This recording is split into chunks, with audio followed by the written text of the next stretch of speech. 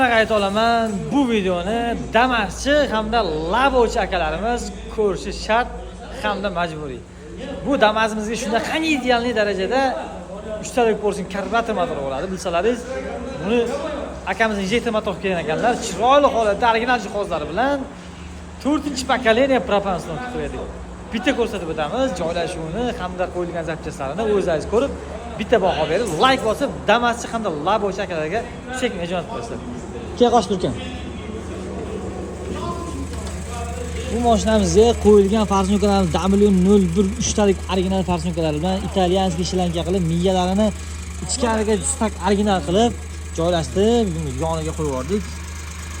Ko'rishingiz mumkin, yangicha versiyada miyalar bilan qo'yib, bu tomonga 4-paketli original elektr gaz plafon hammasini hisoblagan holda hidi chiqmasligi uchun shlankalarni ham italyanskiy qilib, simlari hamda shlankalarni akkuratniy qilib chiroyli holatda tortib berdik.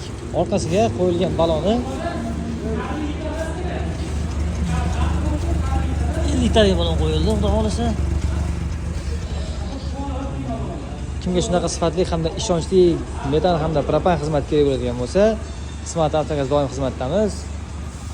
Bu videoni Damaschi hamda Labovchi akalarimizga 4-pokoleniya qo'ysa bo'ladimi deb o'ylanib yurgan akalarga tezlik bilan jo'natib qo'yasiz.